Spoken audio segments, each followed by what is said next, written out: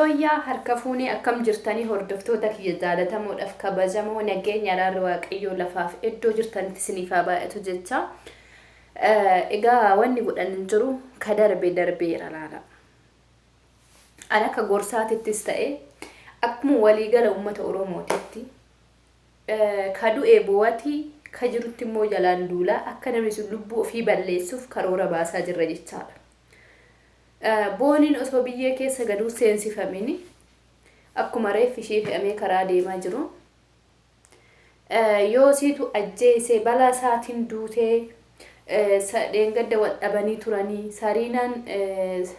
saariidhaa viidiyoo kaaffee saarii faana taa'ee viidiyoo waraabeetti ergee jedhan. Tokko immoo waa'ee suuraa kanaati jechaadha. Suuraan kuni TikTokii yoo si jalatti onni laayikii kennee video ishiin ofan ajjeesa jettu kan gara manaa galee lubbuu ishee oolchuu danda'u.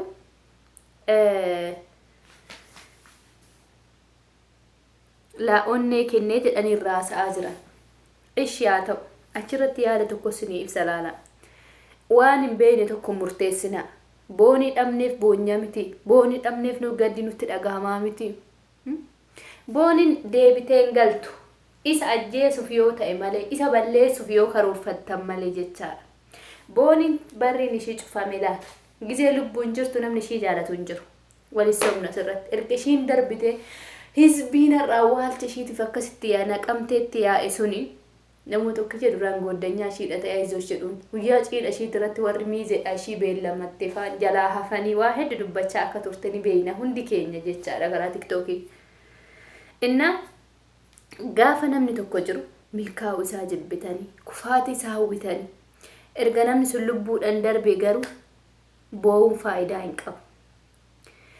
Mucaa kana yoo galaafachuudhaaf taatan malee taa'a gadi.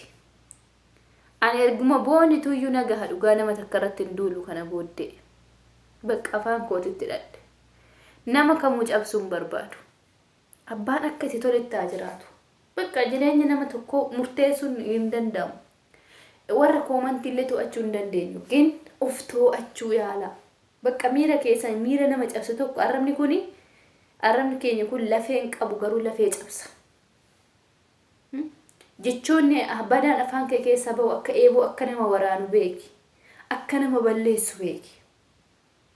Garuu mucaa kana booniidhaaf dhugaa baasuuf yookiin booniidhaa jettanii isa hoo akkasitti duultan lubbuu isaa oduu darbee maal arganna jettanii yaaddanii beektu? Jira wanni si yaaddan yoo jiraate koomantii nu godha. Koomantii nu barreessa har'a erga namni sun lubbuun darbee garuu gadi baanee irratti duulu gadi baanee boo'uun hin fayyadu. Isa tojjeessa onnee godhee ishii namni kun viidiyoo ishiin ofan ajjeesa jette onnee godheemi tarii viidiyoon caqasne ta'a. Amma oduma karaa deemu akkuma normaalii yeroo lafaa viidiyoo hojjettu se'eeti laayikii tuquu danda'a. Osoo hin caqasii yookiin karaa deemaa jiraachuu danda'a. Yookiin hojiirra osoo jiru akkata isaa bilbila akkanumatti irra dhufee jennaan laayikii matuqee irra darbe ta'an dhaggeeffanne. Inna murteessuun dura mee yaada astawalaa yaada deebi'ee raachuu irratti duulaa jirtan. Raachuun Oromoo miti. Raachuun Qomceedha. Raachuun Amaaraadha. Gondareedha. Oromoo maa dubbata mucaan kun inni mana sargiitii fi mana sirbaa mana bashannanaa malee mana gaddaa dhaabatuuf fedhu nama Oromooti sagalee ta'uuf fedhu jedhan. Booniin raachuu sagalee ta'eedhaaf hin galtu. Raachuun booniin beektu gizee jedhan hin beeku waan iyyuu addaan hin baafanne namni tokko wallaaluu dhiisuu danda'a. Maqaan namni boonii jedhu baay'ee jiraachuus danda'a laala. Nama hunda ittiin duulina raachuu ittiin duulina raachuu arra baanii miti ka deebisuu dandeessan hayyuu Oromooti jira beekaa Oromooti jira raachuu miti warri isa duraa jiru akka maskii mangee akka artistoota Oromoo guddaanuu jiru namni takka bahee dubbatee hin jiru laa. Caalaa bultumee bichaadha kan miidiyaa isaa irratti maxxansee waa'ee booduu aboonii kanarraa kaafee namni dubbatee hin jiru. Artistoonni hin jiran. Raacheen maa dubbachuu didee raacheen du'a boonititti maa gammadee raacheen akkasii nama hin qeeqiname ofaa barru har'a ofaa taanu Micayyoo kana kalees akkasitti duulaa waan turreef lubbuu ishee darbe. har'a gaafa ishii lubbuun jirtu itti duulaa turre akkuma har'a raachuutti duulu kana har'a mucaallee itti duulaa jirtan odoo mucayyoo du'uma ishiitu boo'icha bimmaa ishiitu odoo hin dabarfatin jechaadha. Hirmii guddaan gaddi guddaan onnee namaa cabsu isarratti bu'e mucaa kana. Yoo si jechaadha isarratti bu'e. Sababa isaatiif sofa ajjeestu sababa miidiyaatiif sofa ajjeestu sababa kamiifuu ishiin darbite laal. Waan feetan jettanis gadis cabsitan olis baastan booniin hin galtu. Garuu shamarran keenya gara fuula duraasitti wanni angorsa dubartoota keenya dhaamuu fi tokkotu jira. Dhiirri tokko yoo deeme tokkotu dhufa. Haadha tokko jala dhiirri tokko hoo jiraate, dhiirri sagal hoo jiraate, haadha biraa jalallee dhiirri sagal akka jiru hin irraanfatina. Akkuma haadha tokko jala dubartii sagal jirtu, haadha tokko jala dhiirri sagal jira. Kanan irraanfatina. Yoo dhiirri tokko si dhiisee deeme akka dhiirri biraa jiru hin irraanfatin. Lubbuu keetitti murteessuudhaan duratti ani maali jedhiiti keessatti of ilaali. Erga wani darbe erga duute inoo ganuma si irraanfatan laala. Qananiin irraanfatamte. Atis boru akkuma qananii kanatti irraanfatamta. Kanaafuu yaa Oromoo teenya walirratti duuluu dhiisame. Sababa booniin duuteef ka beeku dhugaa ishii fi Rabbiidha. Joo sirisoo dandamatee gadda kanarraa qaqqabee qaamni seeras ni qorata waan kana akkamitti akka duute akka seerri biyya keenya himata murteessutti keeyyanni 75tti nama tokko du'uudhaaf sababa kan ta'e kan jajjabeessu yookiin akka namni sun of du'uuf jechoota nama sanaa milee tuqee gara miira ittiin of ajjeesutti kan akka darbu namoonni godhan hidhaa waggaa 5 akka adabaman beeka. Keessattuu warri koomantii kun beekadha qophaa'aa hidhamudha jechaadha namoonni ijji sinirra bubbuute. Inna kara kamiinuu haa ta'u kara kamiinuu abbaan du'a mucaa kanaatiif sababa ta'e itti gaafatamummaa seera jalaan ba'u laala. Lafarrattis samiirrattis waaqayyo lubbuu ishii haa maaru namni lubbuu ofii harkaan of balleesse gaariillee hin ta'u garummoo sababa eenyuti akka duute isin hunduu beektan jedhee yaada. Kanaafuu mucaatti hin duulina. Yoosefitti hin duulina laala. Mee tasgabbaa'atii laala miira keessan of to'adhaame. Isa du'ee maa boojjuree isa jiru balleessuuf itti duulaa jirtanii har'uma kanallee mee gadi dhaabadhaa kiraan mucayyoollee nagaa naa boqatu. Mucayyoon reef ishii nagaa naa boqatu haa ciistu. Dhiisa irratti hin duulinaa. Mucaarratti hin duulinaa. Isa balaa keetii, balaa beluutii, balaa akkasiitii. Mucayyoo ta'anillee jalatti duula cimaatti bantan koomantii cimaatti bantanii arrabsaa jirtan saarii jechaadha. Haguma fedhillee odoo ta'e du'a namaatitti namni hin gammadu hin gammadidheellee yaadu'an. Kanaafuu walirratti hin duulinaatii gizee jirru walaa jaallannu.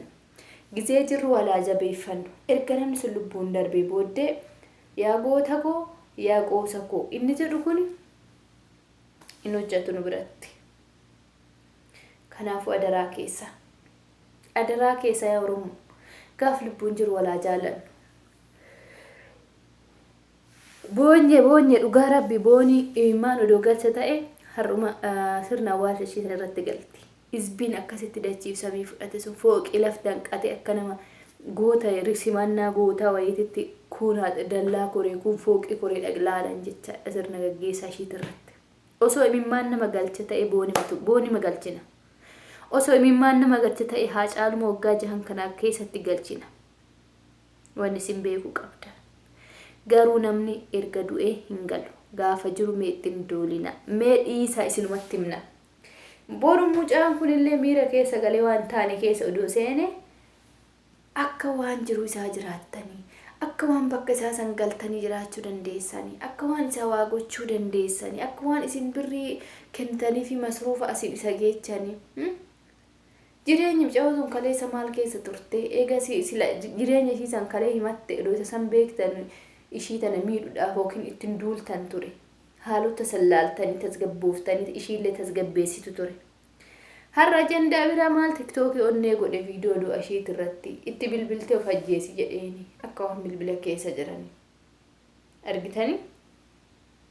Kanaafuu yaa Oromoo erga du'ee ka du'ee boo'u caalaa ka jiruufoo walaa jajjabeessuun hagamnutti baratame. Gaafa lubbuun jiru walirratti gadi yaana. Gaafa namni sun du'e garuu firri isinu. Namoota meeqa dhabne? Gaafa jiru itti duultanii haa caaluu yaadattan gaafa lubbuudhaan inni jiru bilxiginnaa si bittee bilxiginnaa mallaqaan caalu bittee mana kennanii fi mana viillaa kennanii fi mallaqa konkolaataa kennanii fi mallaqa kennanii fi Hacaaluun Oromoo ganee maanta siqiyyoo jettanitti duultan. Gaafa kana Hacaaluun gadi ba'ee dubbatee nyaachista waraabessa dabarsitanii. Ammallee mucaa kanatti duultaniiti ajjeesuuf taatu. Lama dhabuu hin qabnu. Dhugaa ishii waan ni haa baasu. Dhugaa balaa isaati yoo ishiin kana taate iyyuu inni bahee dubbachuu danda'a. Akkasumas seerris qorachuu danda'a. Kanaafuu gaaf lubbuun jiru ittiin duulinaame. Dhiisame. Dhugaa ishii Rabbi haa baasu malee booniin deebitee nuun galtu Yoosef yoo dhabsiisuuf xaartan malee yoo ni du'e waan irraa argannu jira hin jiru. Ma eega yoo inni akka du'u barbaanne booniidhaaf maa boonya. Maa duuti jennee maa cinqabnaaf maa duuti jennee maa dhiphannaaf erga isa ajjeesuudhaaf eegu ta'e. Kanuma isiniin jedhaan dhugaan jecha biraan qabu Oromoo keenya Oromoon jiraatti waliin jaallannu. Gaafa namni sun du'e du'a irratti walii boonya, du'a irratti waliif cabna, du'a irratti waliif gaddina. Kanuma osoo jireenyaan jaalanna ta'e booniin bakka har'a jirtu kanan dhaabattu turte. Ka ishii dhumate, ka ishii balballi cufate.